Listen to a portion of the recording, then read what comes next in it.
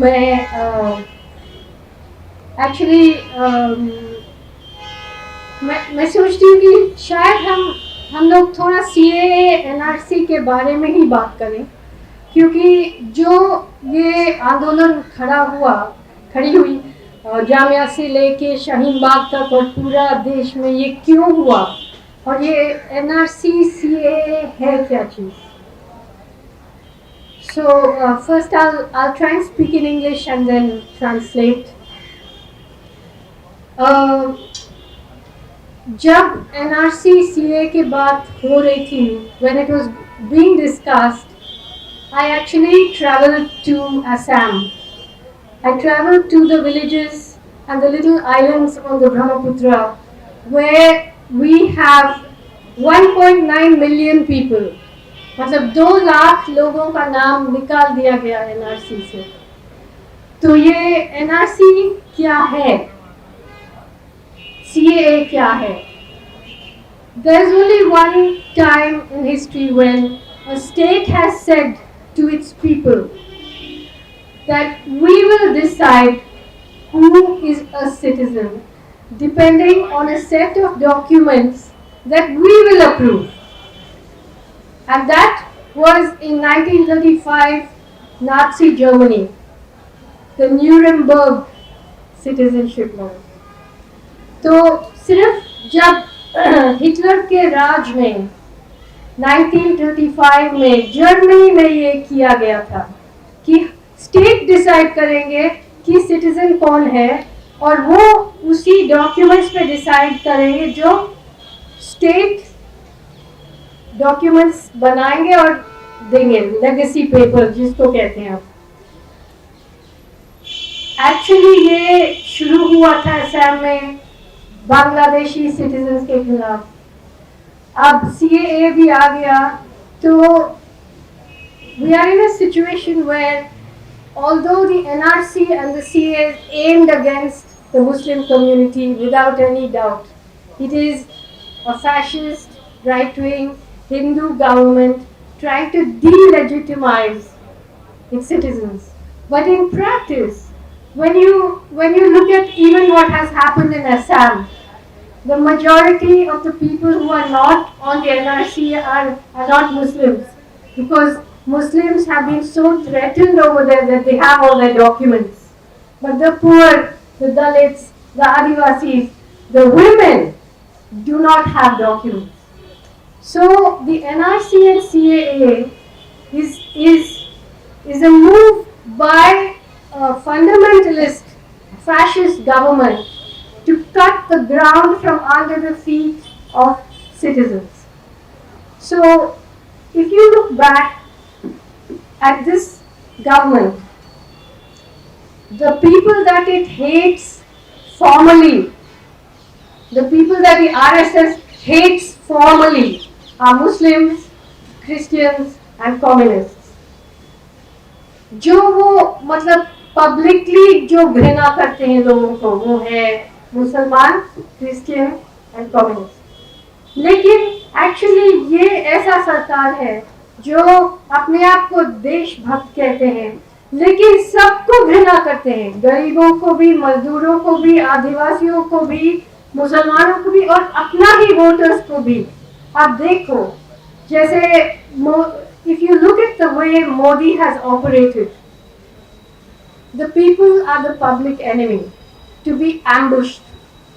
So सबसे पहले वो शुरू होता है डिमोनेटाइजेशन, बीच रात को जैसे किसी ने कोई क्रिकेट बैट लेके आपका रीढ़ का हड्डी को तोड़ दिया, डिमोनेटाइजेशन हो गया।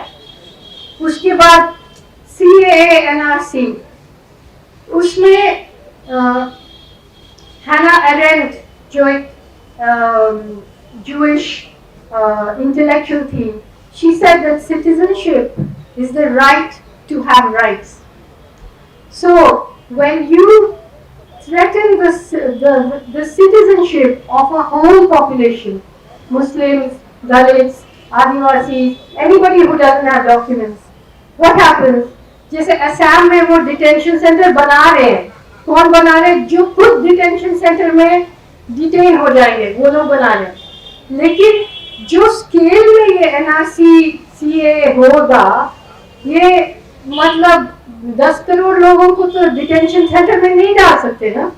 तो क्यों बना रहे डिटेंशन सेंटर? इसीलिए बना रहे कि हमारा इमेजिनेशन में ये होना चाहिए कि इन लोगों का जगह ये है, मुसलमानों का जगह डिटेंशन सेंटर में है, आदिवासी का जगह डिटेंशन सेंटर में है। अब इनके पास कोई हक नहीं है, तो वो बिना हक के एक तरह का दूसरा like a tiered caste system, a new caste system parallel to the old caste system, दोनों साथ साथ में रहेंगे और कुछ सिटीजन्स के पास राइट्स होंगे और कुछ सिटीजन्स के पास राइट्स नहीं होंगे।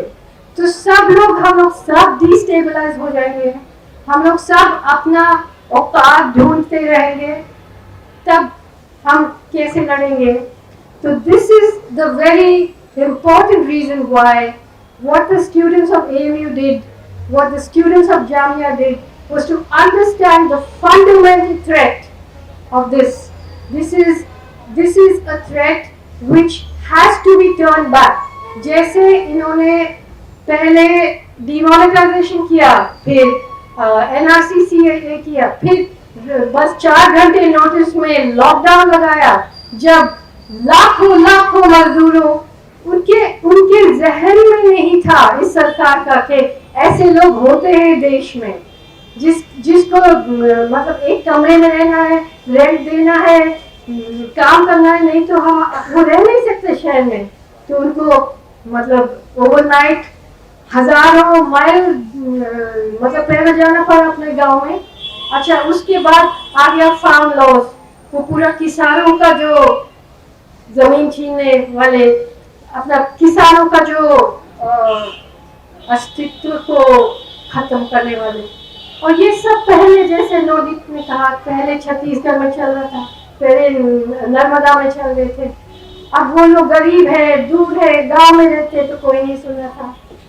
अब जब पानी हमारे घर तक आ गए, सबको समझ में आ रहा है कि ये लोग कौन है, क्या कर रहे हैं। So what happened with the students in Jamia? Of course, this whole demonization of students, the demonization of JNU, the demonization of students like Omar Khalid started in 2016 because a fascist regime. It is not against just intellectuals, it's against all forms of intelligence. It is against the intelligence of farming, it is against the intelligence of working the land, it is against the intelligence of craftspeople. It understands nothing but hatred. अब हमारे पास एक ऐसा सरकार है जो देश को प्यार करते हैं लेकिन लोगों को प्यार नहीं करते। तो कल मोदी जी वहां पे सीमेंट भारत माता बना दिया था नक्शा काशी मंदिर में, उसको प्रणाम कर रहे थे। जब पूरा देश ये इकोनॉमिक और कोरोना और हर एक्टिविस्ट जेल में है, स्टूडेंट्स जेल में है, इंटेलेक्चुअल जेल में है, वो किसको पूजा कर रहे थे वहां पे?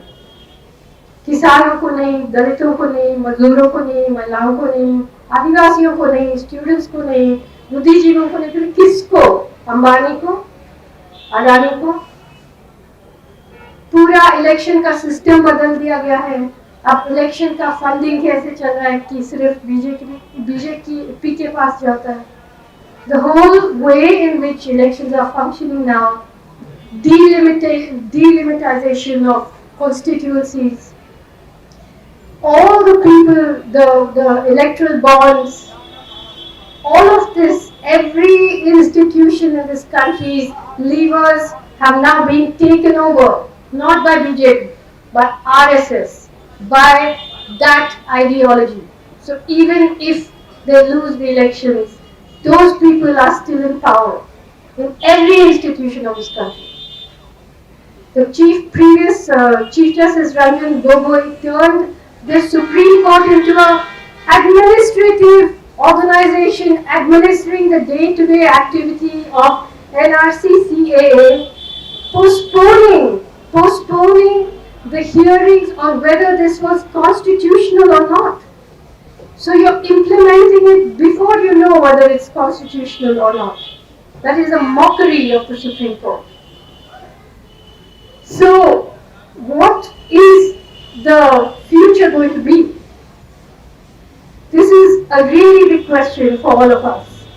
And unless we understand that all these struggles are linked together, if we keep fighting alone, if Jamia fights for Jamia, if JNU fights for JNU, people in Chhattisgarh fight for Chhattisgarh, farmers fight for farmers, this is what they want. This caste against that caste, this religion against that religion. So to understand the threat we are facing today, our country, India, is a social contract between hundreds of communities, languages, religions, ethnicities, caste, regions, races. If you break that contract, and the ideology of the RSS and the BJP is to break that contract. If you break that contract, there is no India. Maybe 10 years from now, maybe 15 years from now, there is no India. For a country to be finished, just look at the Soviet Union. Just look at Yugoslavia. बहुत जल्दी खत्म होता है ये बात. So, for us to understand that the fight that the students of JNU, the students of Jamia, the students of AMU, and all the other people who stood up to CAA understood that this is a fundamental threat to this country. आज जो jail में है UAPA में, ऐसा एक कानून कैसा हो सकता है डेमोक्रेसी में कि आप किसी को भी उठा के सालों के लिए रख सकते जेल में? प्रिवेंटिव डिटेंशन कहाँ पर होता है ऐसा कानून? और जिसको उन्होंने उठाया टेररिज्म के लॉ में इसीलिए उठाए हैं क्योंकि उनको अच्छी तरह से मालूम है कि ये लोग टेररिस्ट नहीं है, इसीलिए उनको टेररिस्ट कहा जाता है. Sai Baba is not a terrorist. Sudha Bhargava is not a terrorist. Anand Tejtunde is not a terrorist. Garling is not a terrorist. Gautam Navlakar is not a terrorist. Omar Khalid is not a terrorist. Shajil Imam is not a terrorist. None of these people are terrorists. Khurram Parvez, why is he in jail today? He is the 10th pole in Kashmir again who walks the line between what the state has done to that people and standing against militancy. His organization has documented the horror of what the Indian state has done in Kashmir. That is why he is in jail, because he is actually exposing the terrorism and the terrorist that the Indian state is. That is why he is in jail. So, जैसे Amit Shah actually altered the UAPA so that it's not just an organization but an individual that they can be counted as a terrorist. So all these young people, all these students, all these leaders, all these activists, all these intellectuals who are in jail, I just want to read to you what Amit Shah said when the law was amended on the 1st of August 2019. He said, "Sir, guns do not give rise to terrorism. The root of terrorism is the propaganda that is done to spread it. And if all such individuals are designated as terrorists, I don't think any member of parliament should have any objection." This is the attack on students, on intellectuals, on all of us who have been called urban Naxals and all of that. So, जैसे इन्होंने ये कृषि कानून वापस लिया, ऐसे इनको NRC CAA वापस लेना पड़ेगा.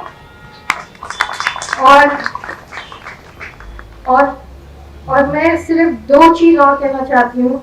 एक तो इनको सत्ता से हटाना पड़ेगा और जो भी पॉलिटिकल पार्टी एक दूसरे से ऑपोजिशन में लड़ते हैं वो लोग इनके साथ हैं।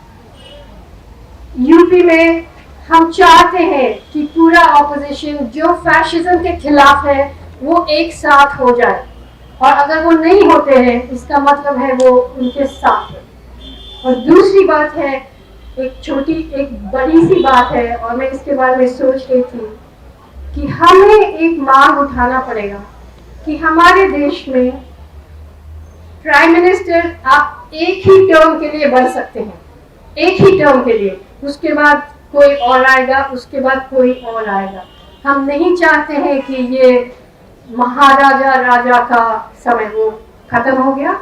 We want one individual can be prime minister for one term. That's it. That has to be a democratic demand from us. Thank you.